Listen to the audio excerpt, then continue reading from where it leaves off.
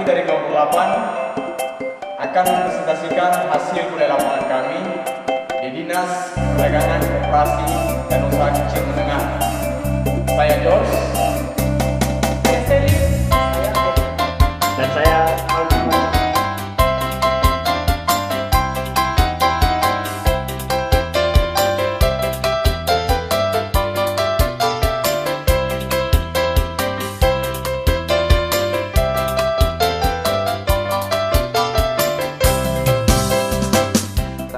Mendatangi Dinas Perdagangan, Koperasi, dan UKM pada tanggal 27 Februari 2020.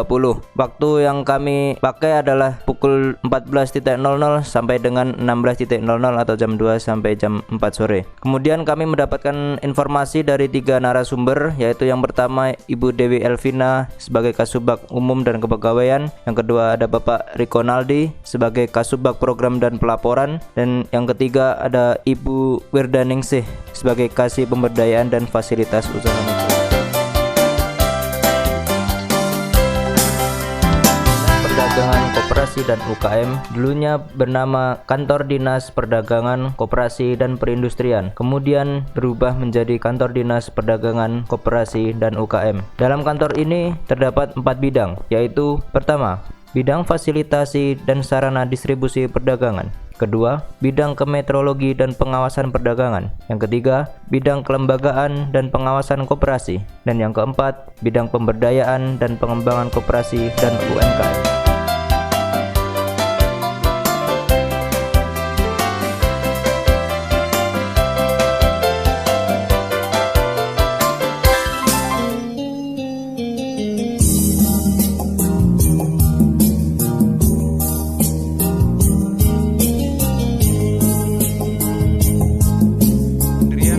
Dinas Koperasi, Perdagangan, dan UKM ini memiliki dasar yang mengaturnya, yaitu yang pertama Peraturan Menteri Koperasi dan UKM nomor 9 tahun 2018, kemudian Permendagri nomor 11 tahun 2017 tentang pelaksanaan kegiatan usaha simpan pinjam. Yang ketiga Peraturan Gubernur nomor 57 tahun 2017 tentang tugas pokok dan fungsi Dinas Koperasi, UKM, dan Perdagangan di Sumatera Barat. Kemudian Permendagri nomor 6 tahun 2017. Yang kelima, Peraturan Deputi nomor 3 tahun 2016.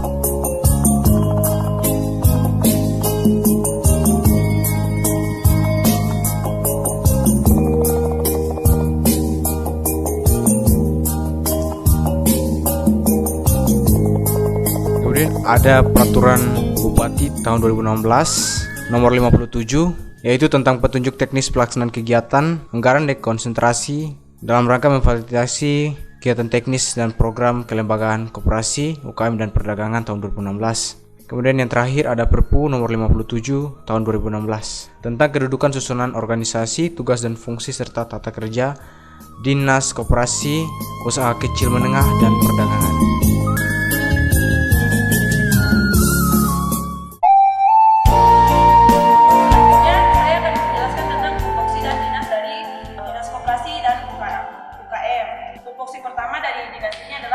Memfasilitasi sarana perdagangan masyarakat dengan cara melakukan pemerataan harga barang di pasar. Yang kedua, tupoksi dari bidang ini adalah melakukan pengawasan dan jalannya perdagangan. Contohnya seperti kita mengisi BBM, apakah benar itu angka 1 liter atau itu dimodifikasi agar terjadinya kecurangan atau korupsi yang terjadi di tempat BBM tersebut. Yang kedua, tupoksi dari bidang kelembagaan dan pengawasan koperasi, yaitu melayani izin membuka usaha koperasi maupun membuka usaha kecil menengah lainnya. Yang keempat dan yang terakhir, tupoksi dan bidang pemberdayaan dan pengembangan koperasi dan UMKM, memfasilitasi usaha kecil dalam menjual dagangannya dalam door-to-door service, seperti fasilitasi kemasannya, itu semua dari kantor dinas ini. Di dalam dinas ini ada dua jabatan, yaitu jabatan fungsional dan jabatan struktural, penanganan barang dan jasa, dan juga jabatan fungsional penera UTTP atau yang disebut ukur timbang peralatannya. Tugasnya mengawasi peredaran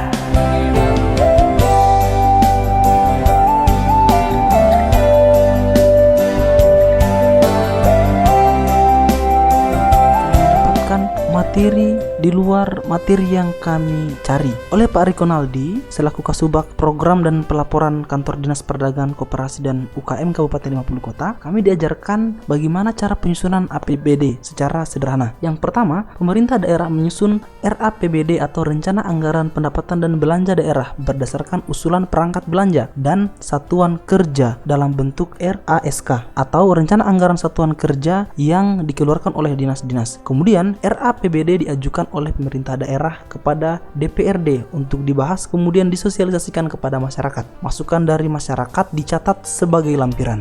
Kemudian RAPBD tersebut dibahas oleh DPRD bersama dengan tim anggaran eksekutif. RAPBD yang telah disetujui oleh DPRD kemudian disahkan dan dilaksanakan oleh pemerintah daerah dan berlaku selama 1 tahun.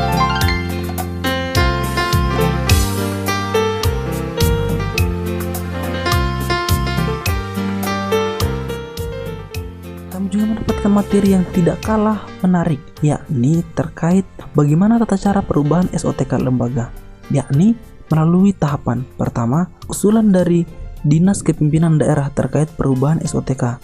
Jika disetujui, maka pimpinan daerah akan membentuk suatu tim. Tim ini bertugas mentelaah kebutuhan perubahan SOTK tersebut. Kemudian tim ini beranggotakan pegawai dari instansi terkait yang mengusulkan perubahan SOTK dan beberapa dari instansi lain. Hasil telaah tersebut kemudian diusulkan ke DPRD untuk mendapatkan persetujuan dan dibahas bersama pimpinan daerah. Apabila usulan bersama dengan berbagai pertimbangannya telah disetujui oleh pimpinan daerah bersama DPR, kemudian diusulkan ke provinsi untuk mendapatkan persetujuan gubernur. Jika dalam kurun waktu kurang lebih 3 minggu tidak mendapatkan koreksi atau arahan perbaikan, maka usulan tersebut langsung sah secara otomatis. Maka dikeluarkanlah peraturan daerah terkait perubahan SOTK tersebut. Peraturan daerah tersebut dijabarkan ke dalam peraturan bupati. Dari peraturan bupati tersebutlah kemudian berlaku perubahan SOTK di suatu dinas.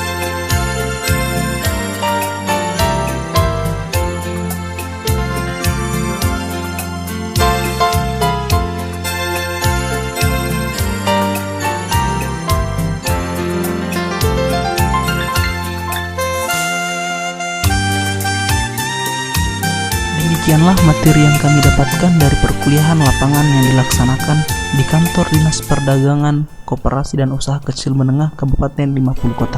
Terima kasih.